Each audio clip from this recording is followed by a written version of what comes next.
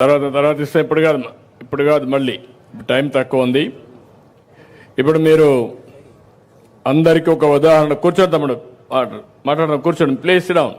తర్వాత ఇప్పుడు మీరు చూశారు,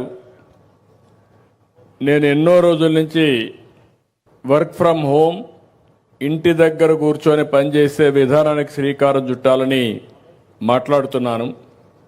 ఎన్నికల్లో కూడా దాన్ని ఒక నినాదంగా తీసుకొని నేను చెప్పాను. ఒకప్పుడు నేను ఇన్ఫర్మేషన్ టెక్నాలజీని ప్రమోట్ చేశాను దగ్గర 30 సంవత్సరాల కంటే ముందు. అప్పుడు ఎవరికి ఐటీ అంటే తెలియదు, పెద్దగా డెవలప్ కాలేదు. ఆ రోజు బిల్ గేట్స్ ఏం చేశారంటే అమెరికా నుంచి ఇంటర్నెట్ని ఇన్నోవేట్ చేశాడు. ఆ ఇంటర్నెట్ వచ్చిన తర్వాత ప్రపంచమంతా ఒక కుగ్రామంగా తయారైపోయింది. అంత మునుపు అమెరికాలో ఏమైనా జరిగితే మనకు తెలియాలంటే 4 రోజులు పట్టేది. కానీ ఎప్పుడైతే ఇంటర్నెట్ వచ్చిందో టెక్నాలజీలో పెద్ద బ్రేక్ త్రూ వచ్చింది. ఇన్ఫర్మేషన్ టెక్నాలజీకి భవిష్యత్తు ఉందనే ఉద్దేశంతో నేను ఆ రోజుటి నుంచే శ్రద్ధ పెట్టాను. ఎవరికి అర్థం కాలేదు బిగినింగ్లో. ఆ రోజు ఒక హైటెక్ సిటీ కట్టాలంటే చాలా శ్రమ పడ్డాను, అనేక మీటింగ్లు పెట్టాను. ఇప్పుడు ఏ విధంగా అయితే ఐటీ ప్రొఫెషనల్స్ అంతా పనిచేస్తున్నారో వీళ్ళందరూ ఐడియాస్ తీసుకున్నట్టు 4-5 మీటింగ్లు పెట్టి ఏం చేస్తే బాగుంటుంది అనుకుంటే ముందు హైటెక్ టవర్ కట్టాం. ఆ హైటెక్ టవర్ కట్టిన తర్వాత ఇలాంటి పిల్లలందరూ చూసిన తర్వాత మేము కూడా ఐటీ చదువుకోవాలి, ఐటీ ఉద్యోగం చేయాలనే ఆశ పుట్టింది. దానిపైన నేను అమెరికాకి వెళ్ళి అనేక కంపెనీలకు అందరికి చెప్పి 15 రోజులు ఫైల్స్ మోసుకొని అమెరికాలో అన్ని కంపెనీలకు వెళ్ళి ఇండియాకి రండి, మా కుర్రాళ్ళు ఉన్నారు, బ్రహ్మాండంగా పనిచేస్తారని చెప్పి ప్రమోట్ చేశాను. అప్పుడు ఆలోచించాను, ఉద్యోగాలు వస్తున్నాయి, దీనికి కావాల్సింది ఇంజనీరింగ్ కాలేజీలు కావాలి, ఐటీ ఎడ్యుకేషన్ కావాలని చెప్పి ఉద్దేశంతో ఆ రోజు 30 ఇంజనీరింగ్ కాలేజీలని 9 ఏళ్లలో 300 ఇంజనీరింగ్ కాలేజీలు చేశాం. ఏ రెవెన్యూ డివిజన్ పోయినా ఒక ఇంజనీరింగ్ కాలేజీ కనపడేది. ఇప్పుడు ఏ కాన్స్టిట్యున్సీ హెడ్ క్వార్టర్ పోయినా ఒక ఇంజనీరింగ్ కాలేజీ కనపడుస్తుంది.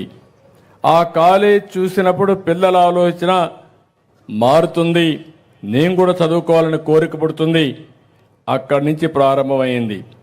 ఈరోజు మీరు చూస్తే అమెరికాలో నేను ఎప్పుడూ చెప్పేవాడిని, ఇప్పుడు మన పిల్లలు ఇక్కడ చేస్తున్నారు, చాలా వాళ్ళు చూస్తే గర్వపడుతున్నా నేను. వాళ్ళు మాట్లాడిన విషయాలు మీరు చూస్తే కూర్చో కూర్చో కూర్చోవా కూర్చో, ఎవరికే నువ్వు చెప్తే ప్రకటించారా, కూర్చో.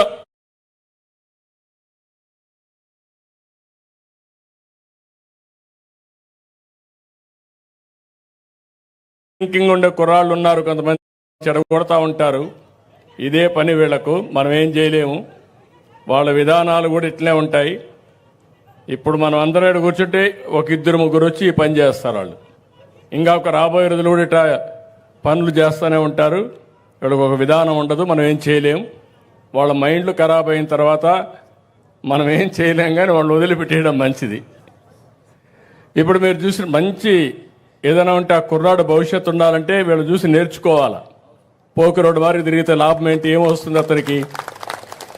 వీళ్ళు ఇంటికాడ కూర్చొని ఒక 20,000-50,000 ఇంటిని సంపాదిస్తారు, తల్లిదండ్రులు చూసుకుంటున్నారు. మీరు కూడా ఆ పని చేస్తే సంతోషపడేవాడిని. అదే మాదిరిగా ఈరోజు నేను అది చెప్పిన తర్వాత అమెరికాకు మన వాళ్ళు వెళ్ళి ఈరోజు మీరు చూస్తే అమెరికాలో ఉండే అమెరికన్స్ తలసరి ఆదాయం $60,000 అయితే ఇలాంటి మిరాకిల్ లాంటి మన పిల్లలు అమెరికాలో ఉన్నారు, వాళ్ళ ఆదాయం చూస్తే $1,20,000 అంటే వాళ్ళకంటే 2 అంటే వాళ్ళకంటే తెలివైన పిల్లలు మన పిల్లలు. ఈరోజు ఇక్కడే కాదు, ప్రపంచంలో ఏ దేశానికి పోయినా మొన్న అరెస్ట్ చేశారు.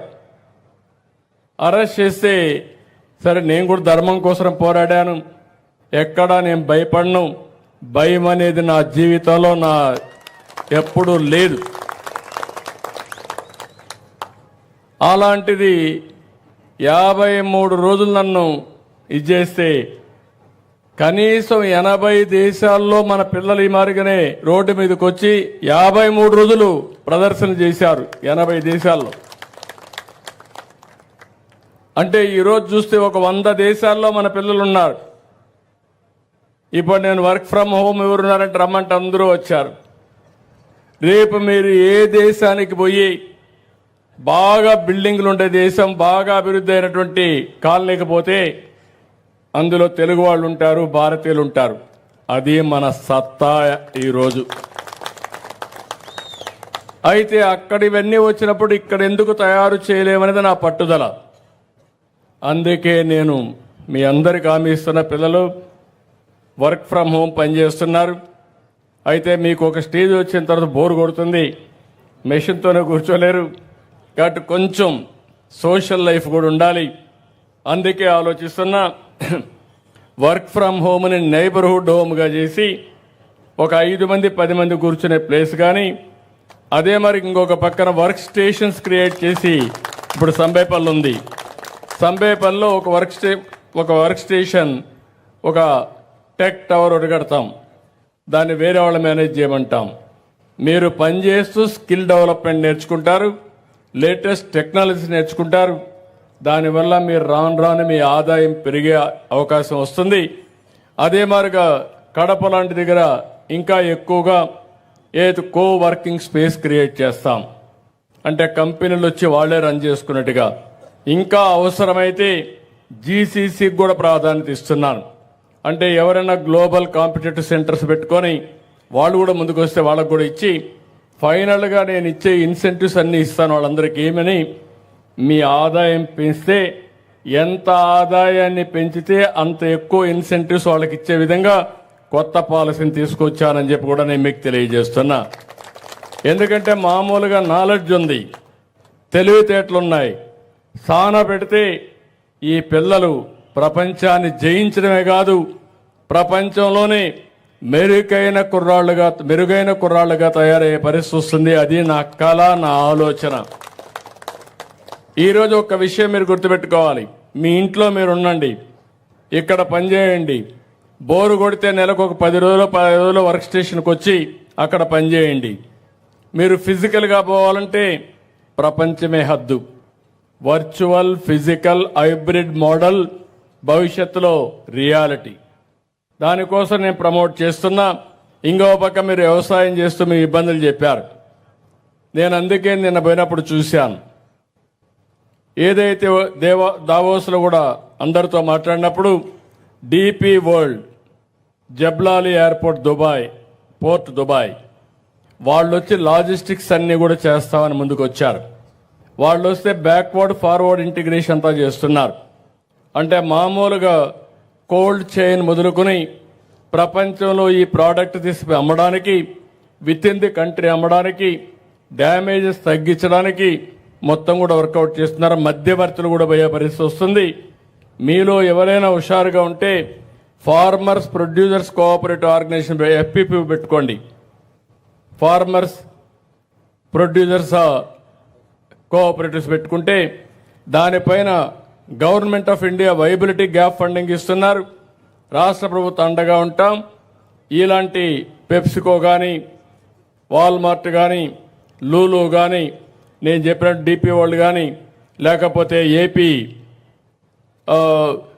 ఇంకొక organisation world best logistics company ఉంది, వీళ్ళందరినీ తీసుకొస్తాను. ప్రభుత్వం పూర్తిగా అండగా ఉంటాం. అందుకే 5 ప్రాంతాల్లో 5 రతన్ టాటా ఇన్నోవేషన్ హబ్స్ కూడా పెడుతున్నాం. స్టార్టప్ కంపెనీస్ని ప్రోత్సహిస్తున్నాం. మీ ఊర్లో నువ్వు కూర్చొని నాలెడ్జ్ ఎకానమీలో పనిచేయడం కానీ, మీ ఊర్లో నువ్వు కూర్చొని మీ ఊర్లో ఉండే వ్యవసాయ ఆధార పరిశ్రమలు పెట్టుకుని డబ్బులు సంపాదించే మార్గం నేను చూపిస్తానని మీ అందరికీ హామీ ఇస్తున్నా. ఇక్కడికి వచ్చినప్పుడు ఒక పక్క MSP వాణిజ్య పంటలకు కూడా ఇవ్వాలనుకుంటున్నాను. రాయలసీమలో హార్టికల్చర్ పంటలు ఎక్కువ వస్తాయి, పండ్ల తోటలు, కూరగాయలు, పూలు ఎక్కువ వస్తాయి. ఓసారి రేటు పడిపోతే మీరు ఇబ్బంది పడుతున్నారు. ఇక్కడ కూడా MSP అన్ని పంటలకు పెట్టి ఏ పంటకు కూడా రేటు పడిపోతే పూర్తిగా ఆదుకునేట్టుగా మీకు చేయూతనిచ్చే విధంగా ఒక కార్యక్రమం తీసుకొస్తాం. రెండవది, రాయలసీమను నీళ్లుంటే రతనాలు పండించే సీమ ఇది. నీళ్లు లేకపోతే మనం ఇబ్బంది పడుతున్నాం. ఈ రాయి చోటు అందుకు ఒక ఉదాహరణ.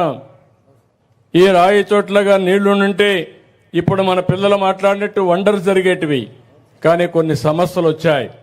హంద్రి నీవా నేను గాని అధికారంలో ఉండుంటే 1920కి ఈరోజు ఈ కాలువ శ్రీనివాసపురం నుంచి అడవిపల్లికి వెళ్ళి చిత్తూరు దగ్గరికి వెళ్ళుండేది. 5 ఏళ్లయింది. ఒక పైసా ఖర్చు పెట్టలేదు. ఖర్చు పెట్టకుండా ఈ ఎడారి ప్రాంతాన్ని ఎడారిగా మార్చేసే పరిస్థితికి వచ్చారు. ఈ సంవత్సరం నేను మొన్నే టెండర్లు కూడా పిలిచాం. ఆ నీళ్లన్నీ తీసుకొస్తున్నాం. ఏదైతే తంబళ్లపల్లి నుంచి నేరుగా ఒక కెనాల్ ఇక్కడ రావాలి, శ్రీనివాసపురం రావాలి.